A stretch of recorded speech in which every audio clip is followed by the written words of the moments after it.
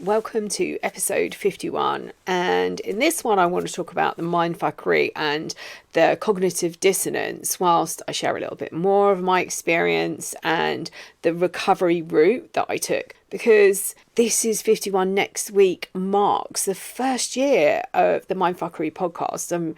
I actually can't believe where that whole year has gone, and at the moment, I am waiting patiently, maybe it will come this evening, for more or less the final draft of my book, which is called Divorce Matters, which is about emotionally and physically divorcing. It's a practical guide to divorce. So it's all getting rather exciting actually in my world. And the launch of my membership, which again I will talk about maybe next week. So, cognitive dissonance occurs when we experience a state of holding two or more contradictory thoughts or beliefs at the same time. And this is what turns us crazy. But it's a very specific kind of crazy.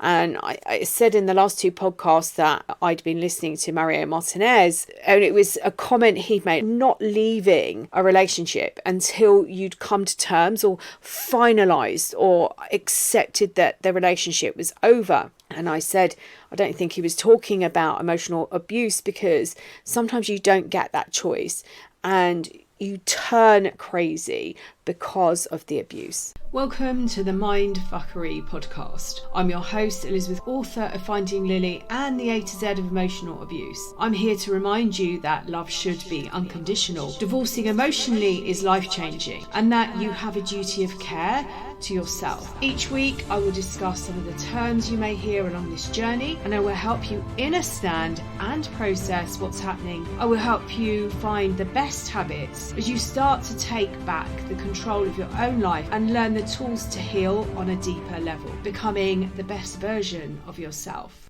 So cognitive dissonance is the reason people say that they feel like they're going crazy, but it's a very specific kind of crazy. This form of abuse penetrates on so many different levels. Your brain has been tricked to believe that what you were told is the truth, and it takes a long time to de-traumatize. For people healing from a toxic relationship, this can cause emotional confusion and anxiety. Eventually, you might have started to wonder what was happening and believed you couldn't trust your own judgment. I made lots and lots of mistakes during my healing, between getting back from Greece. So if you haven't listened, the last two podcasts I've spoken about part of my journey. I've dipped in and out of certain bits. I made lots of mistakes between getting back from Greece and my ex leaving. I had a counselling session, and the counsellor, this was someone that we'd been seeing as a couples counsellor, seen her a few times. She said to me, come and see me on your own next time. And she was helping me through the week that he was away in France.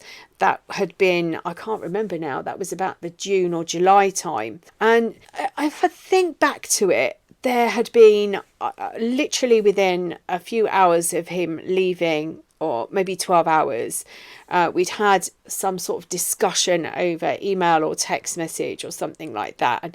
And he refused to talk to me. He didn't want to be talking to me for the whole week. He needed a break. Then there was a bombing that happened over there. I had no idea whether he was in that part of the country, where he was, whether he'd been injured. Anyway, so she was the one who was encouraging me to separate from him. And I called her the day after we'd had our session and said, that's it. He's got up this morning, he's left really early, and then he's phoned me from the station to say that he's left my untaxed car there.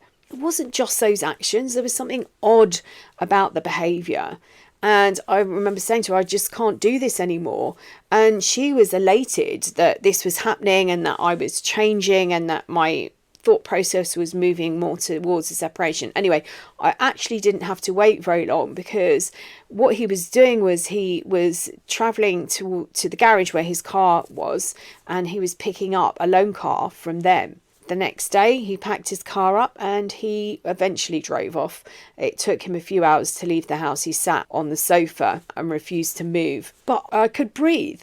And then my mind went into overdrive. And I hadn't at this point, I don't think, slept for months. I made the mistake of telling him a few days later that, I might have been a few weeks later, that I needed to go no contact. That was a mistake. And then the messages started that I shouldn't be doing this on my own. We should be together. A few friends had said to me, are you seriously considering having him back after everything that he's done? I have filtered out a lot. It's watered down. But the pain that I was in being out of the relationship was worse than being in it. And also I felt that he was having some sort of breakdown. And this is a reason for these podcasts. I made so many mistakes. I want to help people not make those mistakes. And I will explain the process that I went through and the discoveries that I made that really quickened my healing once I understood what was going on. But as I got wiser to the manipulation, it really became easier to spot. I had a jumble of memories, and you might recognize this, and I was trying to fit all these pieces together. And so these messages, which I now know are hoovering attempts, had that desired effect of keeping me stuck. And it's the pain versus the mindfuck. So the messages made me feel that he wanted to be back to where we were. He wanted to be back in that relationship with me, but the actions didn't match those words. The manipulation games are horrific and they drive you crazy. It's a bit like the cycle of abuse. They are present in that moment and then gone again. So I would be, I'll call you tomorrow, then nothing. And then I got a call the following morning. And this is the mind fuck. If I don't answer, it's because I've started to leave my phone upstairs during the evening to get a break from it. I'll call you whatever time, and then 3 hours later the call comes. Gaslighting is a very unique experience for individuals. Only a person who has been through this will understand or understand how deep that trauma runs. I bought a pair of clackers to demonstrate how our thoughts clash together. And this is how it works. Because if you can visualize your brain, although this isn't actually what's happening inside your head, but if you visualize the left and the right hemispheres of your brain, it's the thoughts that are clashing together. What you've been told to be true versus what you're now discovering. And it's like they're smashing together. You hold two thoughts. So when I was getting the messages saying you shouldn't be doing this alone, we should be together, we're meant to be together, we're soulmates, whatever the rest of them were, they mixed with the stories throughout the relationship of how good we were together and these subliminal messages that went on. And then to add to this cocktail that's going on, the fact that the actions then don't match up, waiting and watching your phone, waiting for someone to turn up, to come round. This is why it's so important to surround yourself with people who really do understand what you have been through. Anyone who says, yeah, but you're better off without them, or yeah, show them what they're missing, really doesn't get what happened. They have no idea of the level that the trauma travels through. It goes through every single cell of your body. This form of abuse penetrates on so many different levels, so many layers, and your brain has been tricked to believe what you believe is the truth. And it takes so much time to de-traumatize. It's so easy to slip down into that dark hole when you're faced with new facts, new situations. And believe me, I saw the red flags, and there were lots of them. And I tried to end the relationship in the first 9 months, at least twice. It might have been 4 times. And then, like a little feather, I was sucked up into that hoover and I was sucked into that relationship. Cognitive dissonance is believing that you're in a loving relationship when in fact you're in an abusive one. Have you ever been in a situation where somebody continuously lies to you? You know that they're lying on some level, but you continue to listen to them. You don't want to believe that what they're saying isn't true. You might have worked with someone who you believe was helping you progress with your career, only to find out that actually they've been backstabbing you. Cognitive dissonance is mindfuckery. I've seen people trying to explain this with regards to saying that a person who smokes, they know it's bad for them, but they continue to smoke. That explanation comes nowhere close to what happens in abusive relationships. I recorded a video recently. Not all narcissists are clever, but they all know how to manipulate. They use half-truths. And if they realize that you're getting too clever or you're about to discover the truth, they'll change the goalposts. They cover their tracks. They gaslight you. After gaslighting, their second favorite tool is, well, this is my opinion, is triangulation. They make it seem that they're very popular. They are manufacturing jealousy. And what emotion does jealousy come from? Psychologists generally agree that jealousy is a disturbing experience that combines the emotions of anger, anxiety, betrayal, and hurt. So there's betrayal again, our three core wounds: abandonment, shame, betrayal. So when one person feels that a valued relationship is threatened by a third party, the emotion of jealousy rises. Oh, and another ingredient that goes into this cocktail is oxytocin, because jealousy comes from oxytocin. Cognitive dissonance destroys lives and it makes you hand over your power. And for me, a great big chunk of the relationship was like an out-of-body experience. I couldn't stop myself. It was like I was watching. Part of you feels validated. And this is one of the reasons I say, you're seen and you're heard in a way that you may never have experienced before. I was hooked. And like Pavlov's dog, I was responding to sounds and words. And then towards the end of the relationship, everything about me that had originally been something I was told I was admired for was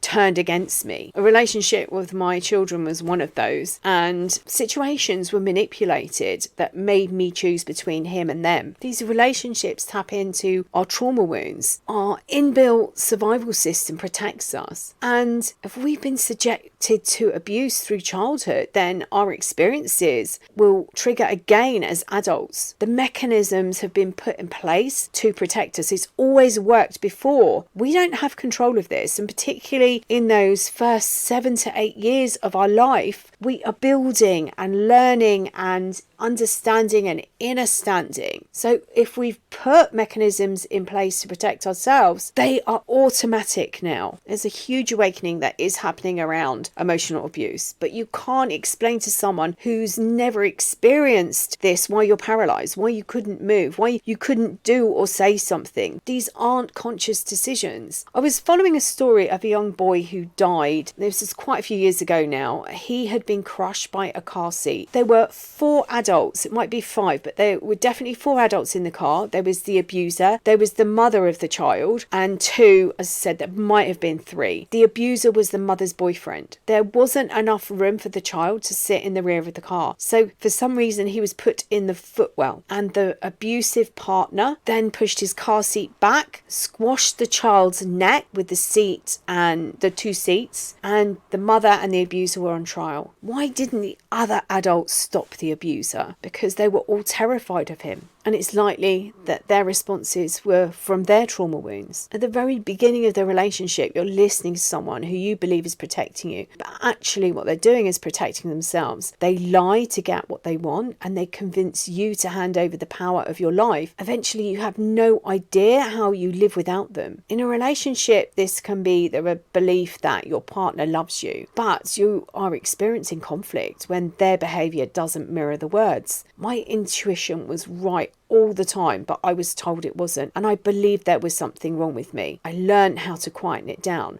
how to question it. Oxytocin is a hormone that plays a very powerful role in these relationships. In social situations, if your experience is negative or stressful, it activates a part of your brain that intensifies that memory. And scientists have now discovered that oxytocin strengthens a signaling molecule, which then becomes activated for about 6 hours after this negative social experience. So it enhances our fear, or it stimulates the brain's fear pathways. And this is one of the reasons it's so painful coming out of these relationships. You don't know who you are. You've lost your self-esteem, your self-worth. You've got no money. You've been coerced in so many different ways. You don't know how to live your life. And with all these hormones that are creating this cocktail, you're then watching someone else take over your life, believing they're stepping into your shoes. use. The reality is that you might not recognize this person when you meet them again. It's really weird. The reason you don't recognize them is that they've created a new character. They created one for you. They listened to you. They understood who you were looking for in a relationship. They created this persona, put on a mask. They've done the same for the next person. And that is one of the reasons you don't recognize them anymore. It's not because they've dropped their mask. It's because they are wearing a different one. At the very beginning of the relationship, I was questioned as to why I didn't respond to his calls. I didn't carry my phone with me every minute of every day. I was doing some work for him at the time, and he told me he needed to get hold of me. So on some level, I knew it was a form of control. And as soon as I was able to, I didn't continue with that position. I think it was around the time that I've been trying to finish the relationship because I found out about infidelities. The comments had been set though. And he also compared how I responded to my children and not to him, how I jump at the phone when my children called. So in the end, what I did was I set up different tones for different people. And I found at the end of the relationship, although he'd stopped calling me months before, I was triggered by the sound of his tone. But in the parting months, as our relationship was crumbling around us, I was compared to Pavlov's dog. And this is an experiment that is the foundation, along with a couple others. Thorndike's cat is another one, of classical conditioning, learning through association. And this is what had happened to me. And my survival was that I responded on some level, but I didn't understand that. I didn't understand that. So if I was working with myself now, I would say, don't tell him you're going no contact, which was something that I did do. Leave your phone on silent. If you get a message, move the device to another room, whether it's a laptop, via email or your phone, hide it somewhere under the bed, in a cupboard, and go and do something, do some grounding, some breathing, and calm down the thoughts. They created a fake future with you. They've used tactics like triangulation to create jealousy, making them look popular and wanted. They've maneuvered themselves into a place of power, and they started to control your life. And because you don't know what's been going on, you become a detective, because nothing makes sense. One minute you're okay, the next your life's in ruins. And you're trying to piece together everything. Your intuition told you something was wrong. You didn't believe the story they were telling you. They might have lied to you, and you end up questioning yourself, and they minimize your feelings. Long-term contact with a toxic or emotionally abusive person causes damage to your brain. And the reason I say emotionally abusive is they can't take responsibility. They're not going to go and get a diagnosis. They're going to blame you. You might remember some of the red flags as they very slowly broke down your boundaries. They're pushing against them to see how far they can take you, how far you'll go, what you'll put up with, how much they can get away with. They were so persuasive, and they slowly eroded them, and you then become dependent on them. They might have gaslit you, telling you that everyone thinks that you're mad or bipolar, insecure. I've told the bipolar story. I think it was in last week's podcast. It took me a long time to work out that this was another lie. And they may suggest that other people have raised concerns about your behaviour, or very possibly the way they've told them that you're behaving. They use words to devalue you, to coerce you. They tell you you're crazy, paranoid, and then you start to question everything. Cognitive dissonance is very dangerous. You live in a false sense of security. Everything you're told is a lie. Your reality is really screwed. They tell you one thing but behave differently. Their words are used as weapons to manipulate and control you. And you come out of this relationship not knowing how to cope, questioning every single belief that you hold. It's like going to school and then discovering that everything you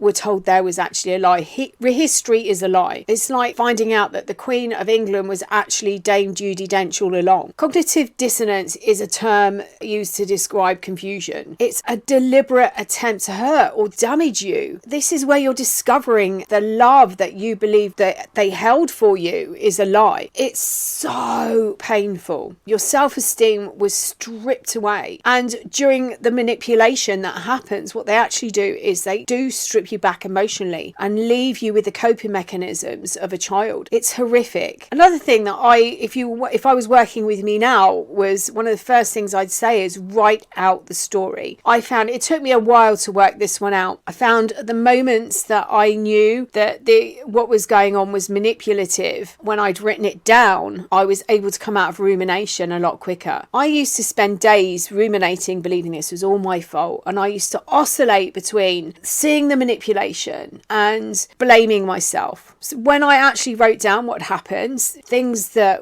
I went through, I experienced that went on in the relationship, and I could see that manipulation, I was able to step out straight away from that rumination. I would also suggest having a list of questions for anyone that you consider working with. As I said, I had 2 counsellors and they overlapped. They helped me see the relationship wasn't healthy. One in particular had more experience than the other and was more open actually to calling out the abuse and looking back further. The first one, if I actually go back to that relationship I had with her, she didn't have the experience, and the ideas and the advice weren't as helpful for my healing. However, what she did do was she encouraged me and supported me to leave and end that relationship. And you might not even be feeling anything. You might be completely numb. Your world has collapsed around you. I had worked as a therapist, I was a trainer in the holistic field, I was a coach, but nothing prepared me for this. When the relationship was coming to an end, I took a course on narcissism, and as I listened to the trainer, I was thinking, this doesn't even touch the sides. I knew that something deeper was needed to heal. The information was great, but where do you go from there? I found someone else. I'd actually used a coach a few years prior to actually, if I think about it, it was actually as my marriage was breaking down. I was less than a year into the marriage, but I was using a business coach, and I was still in contact with her after my relationship had broken down. And she was talking about narcissistic abuse and her experience with it and her journey. And through her, I found another online course, one that she'd taken. I think she'd worked one-to-one with the person. And so I looked at the course and I took that, but it was too long. I lost half a day listening to meditations and reading information. So I knew inside me I had all the tools. The biggest bit was pulling it all together and understanding what was going on. My biggest piece of advice is to make sure that the people around you have an understanding of what you are going through, and the people or the person that's checking in isn't triggering you, keeping you trapped in that place. You could make a decision to use the bricks and the stones that you're standing in, that rubble that surrounds you. You could rebuild your life. Another thing I found really helpful, which you might do as well, is when you write your story out, look for the patterns. So it might be that you write the story, but you take it further. You look at other people in your life and you look for those patterns. It might be other relationships. There's always a pattern of whatever it is. And this can help you heal the wounds as well. One of my favourite films is The Holiday, and it's not just because it was filmed where I used to live. One of the scenes was shot, I don't know, about 500 yards away from the cottage that I used to live. In The Holiday, Iris, after having her world collapse, hearing that her ex-partner was getting engaged, does a house exchange. She flies to LA for Christmas, and totally out of her environment, she by chance comes across a Hollywood writer, and he's an elderly gentleman. She befriends him and they go out for a meal, and during that meal he says he's struggling to understand what she's doing with him on a Saturday evening. And during the conversation she says, "Oh, Arthur, I have been having counselling for 2 years and it has never been explained in this way before. A girl should be the leading lady in her own life." I think he said something like, "I'm really struggling to see, a woman you should be the leading lady, and all I can hear is that you're the best friend," or something like that. You have a choice. It might not feel like this at the moment, but you can become the architect of your own life. You screw up the blueprint and you decide that you're going to use maybe the bricks and the stones around you and build something completely different. And this is why I like to give those people that I work with permission. I've done it actually in the book Divorce Matters, given permission to ask questions, to seek information. It's something that you might need as you're rebuilding your life. With these relationships come so many questions, but your self-esteem has been stripped away, and sometimes it's so hard to make decisions. So I give you permission if that's what you need. Give yourself permission if that makes it more healthier. You have the permission to throw away the plans, the blueprint, and create your very own. Be the architect of your very own life. You're standing in the rubble. You have the materials at your feet. You've built your life before. Question is, what do you want to take with you, and what do you want it to look like? John Welwood describes us as castles, born with hundreds of different rooms. I love this analogy. And as children, we're happy to explore each room, top to bottom. And over time, people might say, oh, I don't like that. I don't like it when you do that. Don't say that. Don't behave in that way. It reminds me of. And one by one, you close the doors on that part of your personality.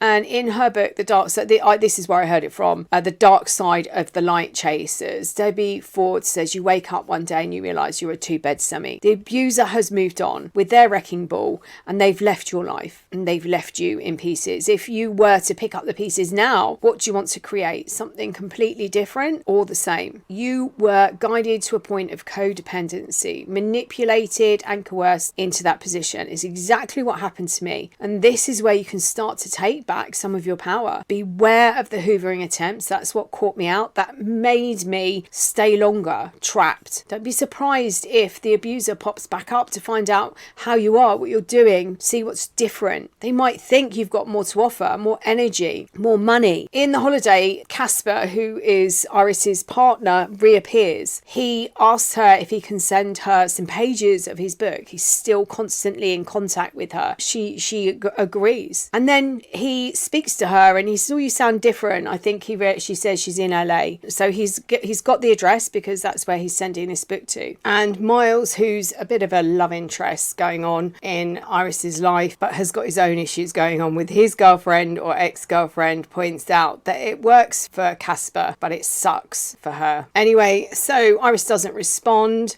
and she doesn't read the pages, and all of a sudden Casper turns up on the doorstep and they talk, and then she realizes that nothing's changed, that he's still getting married, that all these words that he's using and trying to suck her back in are really just a ploy just to keep her dangling. In fact, I'm sure that's what somebody said to me. He's just keeping you there dangling. And she gets up and she says, get out, and she goes to kick him out, and he said, what's got into you? And she says, it's something called gumption. Please start to take the leading role in your life. Break the chains and look at the things that you can start doing. The things that I woke up to and realized that were really powerful were grounding, because when I was grounded and more in my body, I was out of my head, the rumination stopped. Box breathing, I've been teaching it for years with meditation, but box breathing is a perfect way because you're counting, and it's taking the focus from that rumination, those thoughts, and you're counting from a different part of your brain. Your focus moves away. As said, writing out your story, honest conversations. Oh my gosh, I can't tell you how important having honest conversations with yourself are, because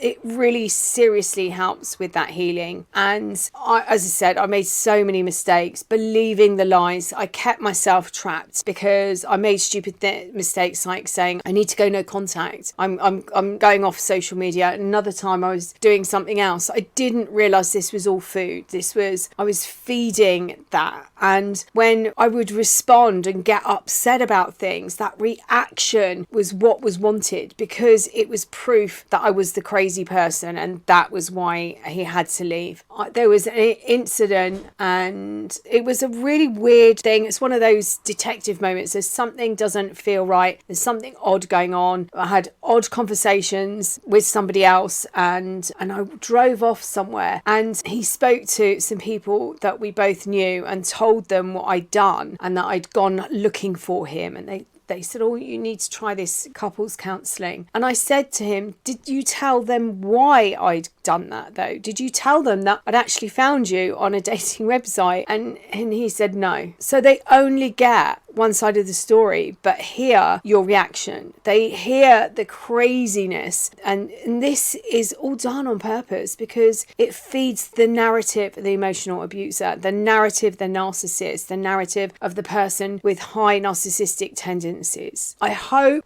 you found this useful in some way. I hope it helps you realize how important the role that you now take on and the next chapter of your life, how important it is. I was listening to a podcast a few weeks ago. It's a business podcast. They were talking about, I honestly can't remember any names, so I'm going to give this a really short version. This guy was at a conference. It was a franchise and he wanted to have lunch with somebody high up in the organization. And he said, I really want to be in this position. You know, what chance do I have of doing this? And I think the other person said, well, you know, you're at low level, you'd need to achieve this and you need to achieve this and to put yourself in that position. So he went away. Every time he went to do something, he decided, I can't remember what the position was. It wasn't CEO. It might have been like area manager or area director of this. Say it was a car hire company. And I think it might have been in America. So every decision he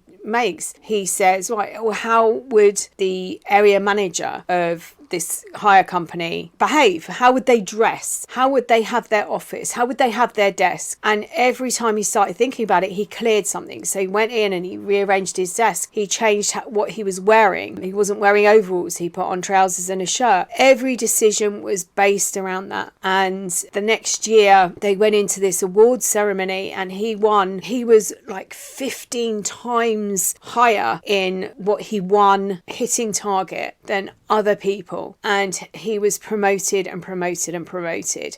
And it was purely by changing that and saying, what would I be like by being this person? And it might be that this little is your takeaway. You might see someone and say, do you know what? They've got it all together. They seem to have it all together. I like the way they behave. It might be somebody you work with. It might be somebody in your community. It might be somebody that you admire. And you could say, I love the way they dress. I love the way they hold themselves. The grounding, the breathing, the honest conversations, writing out your story, that will all help you heal these core wounds. This is where it all stems from, healing on a really deep level. And this is something that I love doing. It's something I've been doing for a couple of decades. I can help you. I can help you move a lot quicker through this process. And I've got this formula that will help you. And as I said, I'm going to be talking about my membership next week, and hopefully that will all be ready to launch in the next few weeks. I really hope this has helped you in some way, and I'm sending you loads and loads and loads of love until next time.